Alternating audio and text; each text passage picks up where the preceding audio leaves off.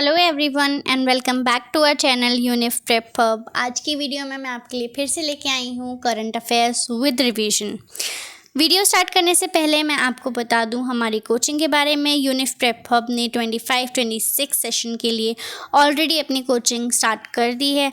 आपको इसकी कोचिंग की डिटेल्स चाहिए तो आप डिस्क्रिप्शन में दिए हुए हमारा कॉन्टैक्ट नंबर से हमें कॉन्टैक्ट कर सकते हैं, व्हाट्सएप पे भी और कॉलिंग पे भी। नंबर मैं यहाँ पे भी बता देती हूँ, वो है 8851474902।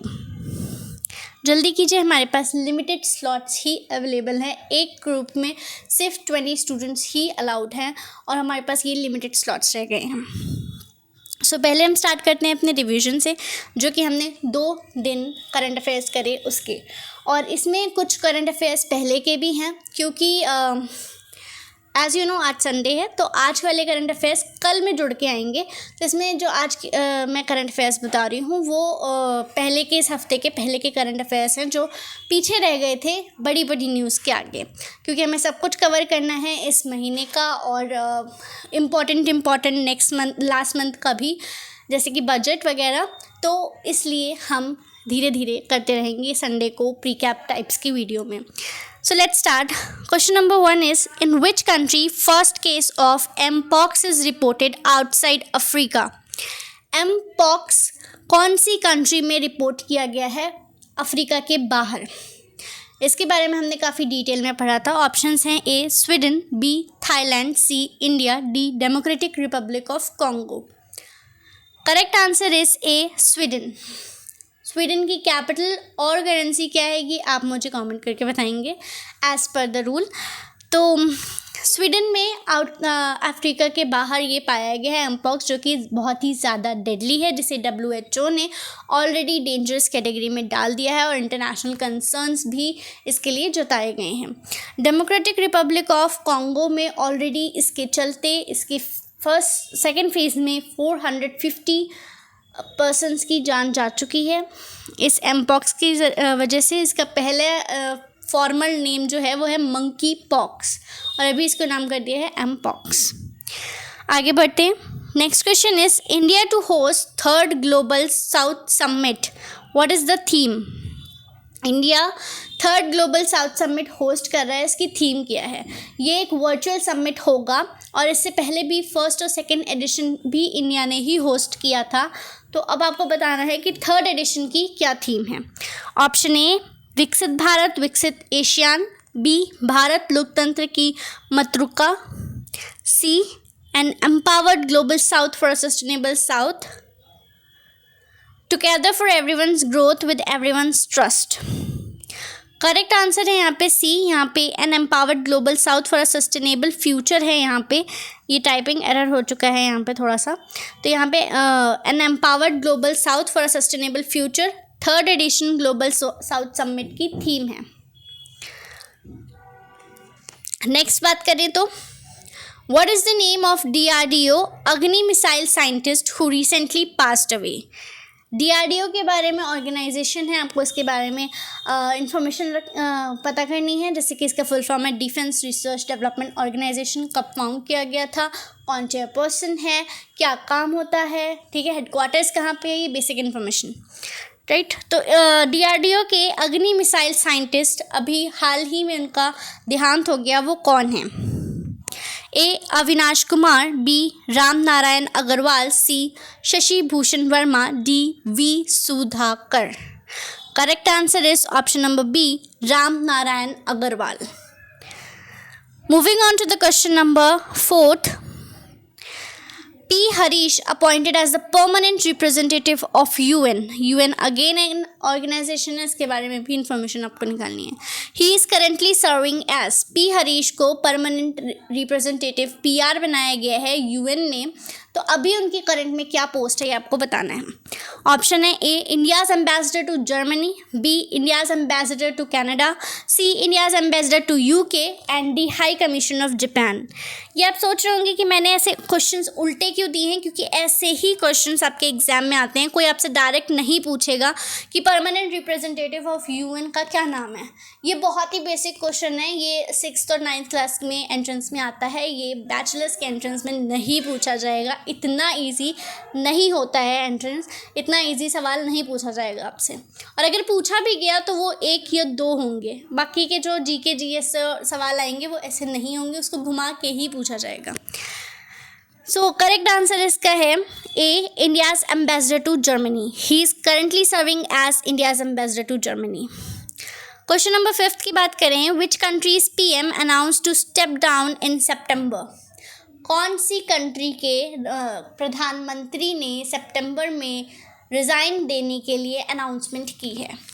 ए, Germany, B, Japan, C, USA, D, India.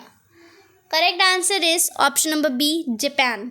Japan के प्राइम मिनिस्टर ने कहा है, और उन प्राइम मिनिस्टर का नाम क्या है वो आपको मुझे कमेंट करना है। अब आगे बात करें तो यहाँ पर आप देख सकते हैं, अब मैं आपके लिए कुछ न्यूज़ लेके आई हूँ इम्पॉर्टेंट, जिसमें है पहली 5 new sports to be played in 2028 summer Olympics. Baseball, softball, cricket and lacrosse. It will be a return to the Olympic Games, while flag football and squash will be making their Olympic debut in LA.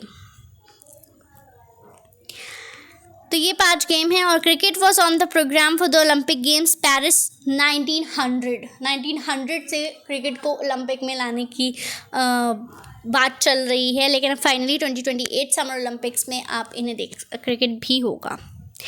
Next बात करें, para shuttler Pramod Bhagat suspended for 18 months to miss Paris para Olympics. अच्छा, Olympics para Olympics भी होते हैं, सिर्फ Olympics नहीं होते हैं, इसके बारे में भी जानकारी रखिएगा। और अभी पैरा ओलंपिक्स पेरिस में हुए तो उसमें प्रमोद भगत जो एक पैरा शटलर हैं वो नहीं पहुंच पाए, इसीलिए उन्हें 18 महीने के लिए सस्पेंड कर दिया गया है। Tokyo gold medallist Indian para shuttler Pramod Bhagat will not be able to defend his title at the Paris para Olympics after he was handed a 18-month suspension for breaching badminton world federation's anti doping whereabouts clause.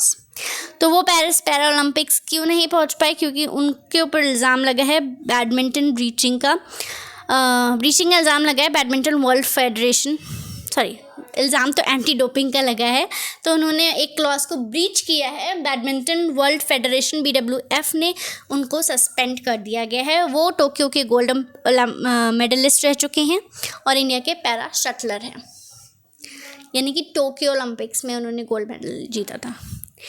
Next बात करें तो Madhya Pradesh government gives cash to girl students to buy sanitary napkins. वैसे cash की जगह वो अगर खुद sanitary napkins बांट सकते हैं स्कूल्स में वगैरह में तो ज़्यादा बेटर रहता, बट ये हम यहाँ पे डिबेट के लिए नहीं आए, हम करंट अफेयर्स के लिए आए। So Madhya Pradesh has become the first state in the country to give money to girl students to buy sanitary napkins. In some states like Karnataka, Rajasthan and Delhi free sanitary napkins are given to the students, but cash is given only in Madhya Pradesh. जैसे कि यहाँ पर लिखा हुआ भी है कि कर्नाटका, राजस्थान और दिल्ली में फ्री सैनिटरी नैपकिन्स मिलते हैं स्टूडेंट्स को, वो गवर्नमेंट स्कूल्स में है ये चीज़, फैसिलिटी अवेलेबल है, नॉट प्राइवेट स्कूल्स में ऐसा नहीं है। गवर्नमेंट स्कूल में हर महीने उनके लिए सैनिटरी नैपकिन्स आते हैं और वो दिए भी जाते हैं, डिस्ट्रीब्यूट भी किए जाते हैं, प्रॉपरली विद रजिस्टर्ड मेंटेन रहता है। अगर उस दिन कोई लड़की एब्सेंट है तो नेक्स्ट मंथ जब उसका होता है तो उसे लास्ट मंथ के भी सैनिटरी नैपकिन्स मिलते हैं।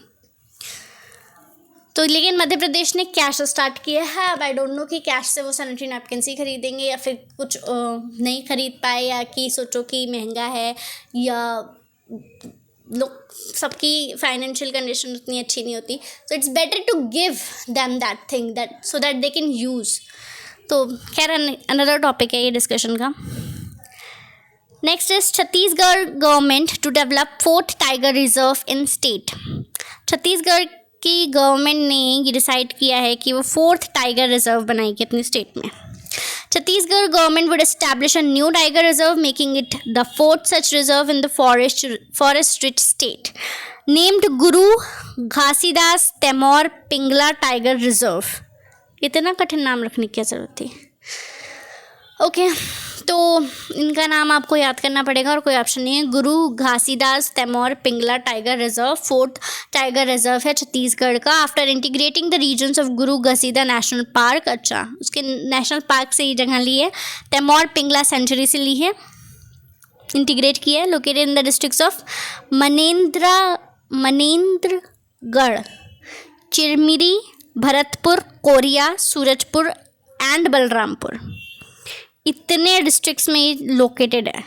It will cover 2829.387 square kilometre.